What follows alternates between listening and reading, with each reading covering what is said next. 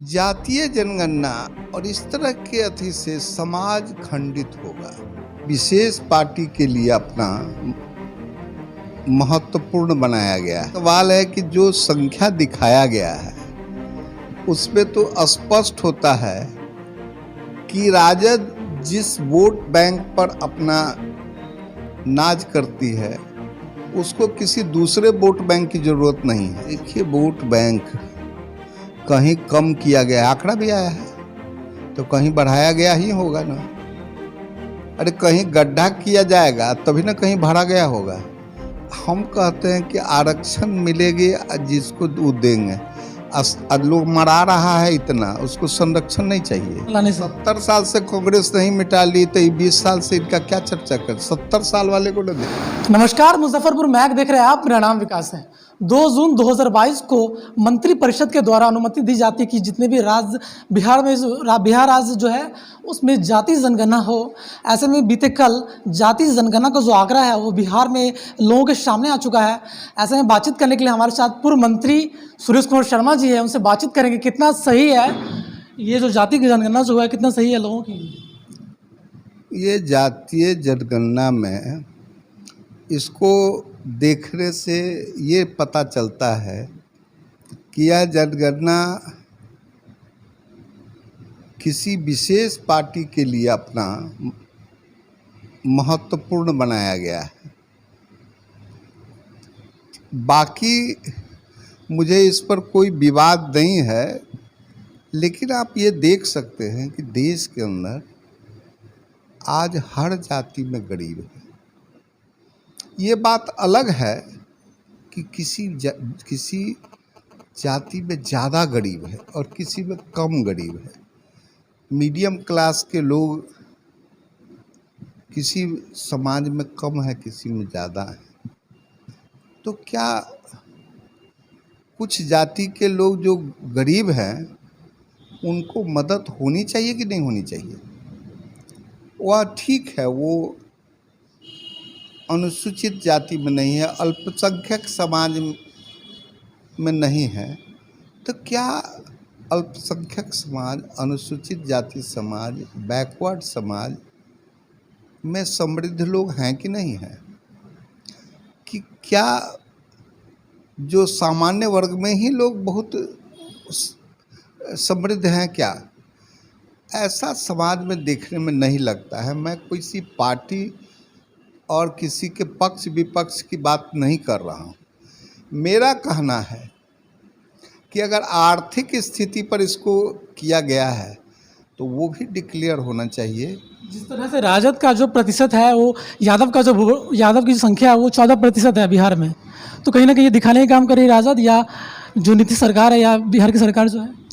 देखिए, सवाल है कि जो संख्या दिखाया गया है उसमें तो स्पष्ट होता है कि राजद जिस वोट बैंक पर अपना नाज करती है उसको किसी दूसरे वोट बैंक की ज़रूरत नहीं है। इसी को दर्शाया जा रहा है। इसी को दर्शाया जा रहा है। तो ये तो हमारे मुख्यमंत्री जी भी इसको समझें कि कहाँ तक ठीक हुआ है, कहाँ तक गलत हुआ है।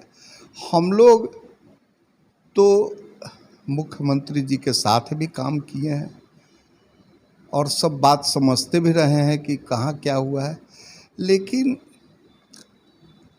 जातीय जनगणना और इस तरह के अति से समाज खंडित होगा, समाज बटेगा और देश जो खंडित भारत था उसको एक सूत्र में लाने के लिए हर समाज के गरीब को मदद होनी चाहिए।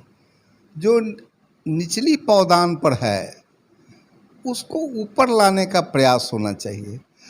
ऐसा नहीं होना चाहिए कि किसी समाज के लोगों को दबा दिया जाए, उनको निचली पौदान पर धकेल दिया जाए और निचली वाले को ऊपर लाने का भी प्रयास नहीं हो।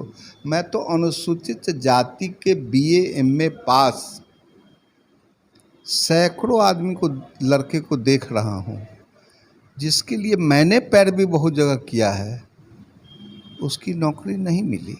तो कहीं ना कहीं जो ये जो सरकार है कहीं लोगों को बांटने का काम कर रही है, बांट रही है और और इससे समाज में द्वेष फैलेगा।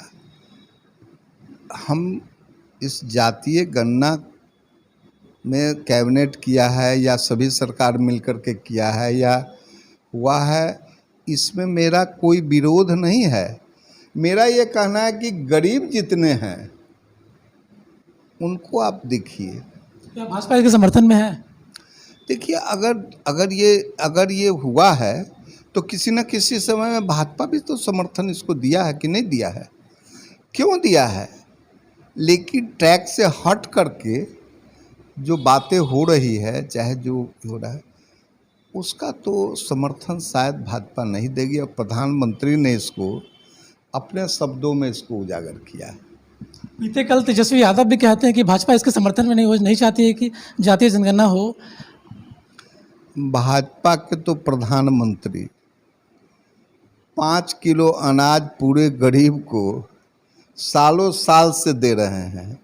भाजपा के जो सरकार है वह आयुष्मान भारत से 5-5 लाख रुपया किसको दे रहा है? भाजपा की सरकार जो है वह अभी विश्वकर्मा योजना जो लाया है वो किसके लिए लाया है? कई सारे गरीबों की मदद की जा रही है लोग। भाजपा कर्तव्य रूप में कर रही है और करना भी चाहिए और कर भी रही है, करेगी भी। ये लोग इसको आडंबर बना करके सरकार में अपना वर्चस्व बनाने की कोशिश में हैं। परिवारवाद कैसे मजबूत होगा उसको कर रहे हैं। समाज कैसे मजबूत होगा, दलित कैसे मजबूत होगा, अक़लियत कैसे मजबूत होगा, अनुसूचित जाति कैसे मजबूत होगा, उसकी कल्पना थोड़ा कम है, वो होनी चाहिए थी। इससे कहीं ना कहीं अब लोगों के बीच प्रभाव दिखेगा जाति को लेकर के।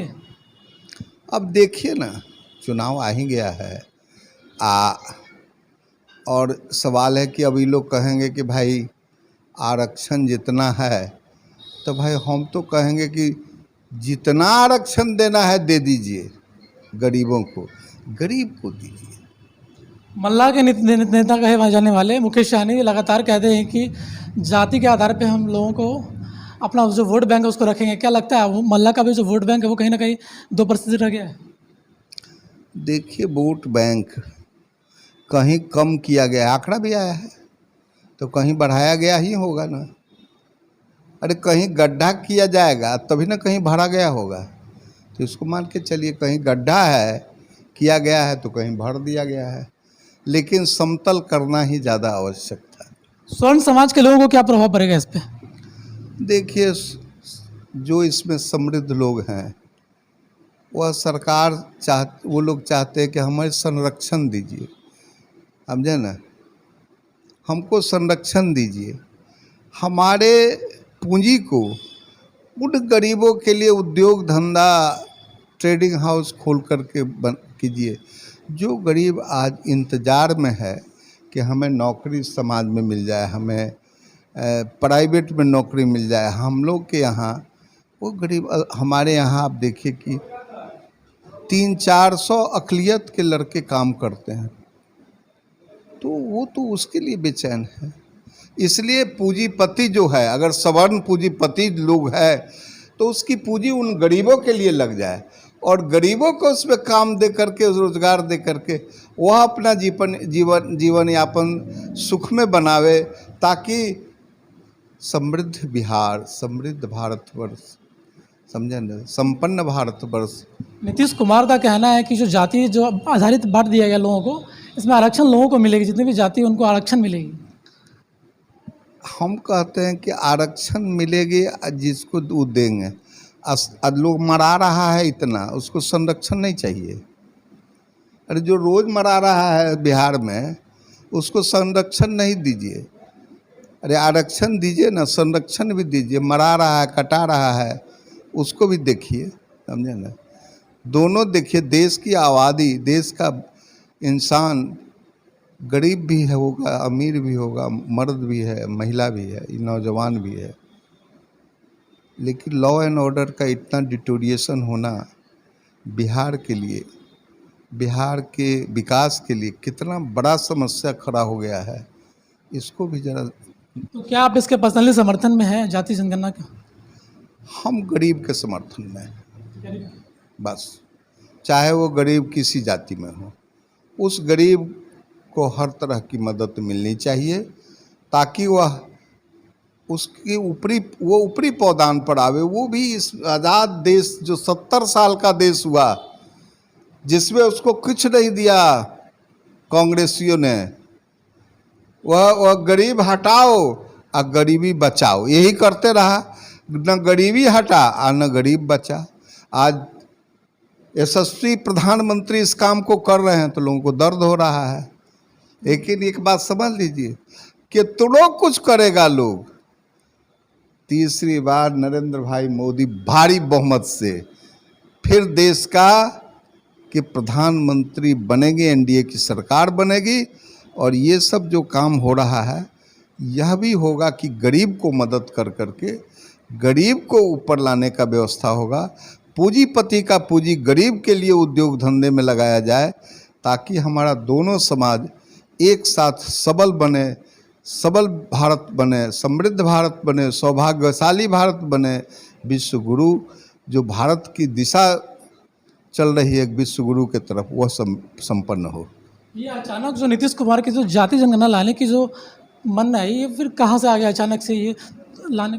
देखिए, इतने सालों से नहीं लाई, 20 साल से सरकार में है, कुछ परिवर्तन नहीं हुआ, अब जाति चीज़ ला करके हो सकता है क्या? अब सवाल है कि अब उनकी सोच है, इस पर हम क्या आपको कहें। हर लोग अपने सोच से अपने को सबल मानता है। मैं तो यही मानता हूँ कि गरीब आज देश में गरीबताई से जूझ रहा है, समझे ना। और अमीर की पूंजी गरीबों के लिए समुचित ढंग से लगनी चाहिए, वो नहीं लग रही है। जो मुख्यमंत्री पिछले 20 साल से गरीबी को नहीं मिटा सके, अब इसे मिटा सकते हैं जाति जनगणना लाने से? 70 साल से कांग्रेस नहीं मिटा ली, तो 20 साल से इनका क्या चर्चा कर। 70 साल वाले को ना देखिए, 70 साल वाला नहीं मिटा सका। अगर कुछ काम किया है तो नरेंद्र मोदी ही कर रहे हैं। बाकी लोग को ढोलक बजाने से कुछ होने जाने को है, कुछ ना होगा। तो हमारे साथ बातचीत करने के लिए बिहार सरकार के पूर्व मंत्री सुरेश कुमार शर्मा थे, जिन्होंने साफ साफ कहा जो जाति जनगणना जो है वो ये गरीब को सपोर्ट कर रहे हैं, किसी भी जाति तबके के लोगों को सपोर्ट नहीं कर रहे हैं। और जो पिछले 20 सालों से जो नीतीश कुमार की सरकार जो है वो 20 सालों से मुख्यमंत्री की कुर्सी पे है, जिसके बाद भी गरीब को गरीबी मिटा नहीं सके।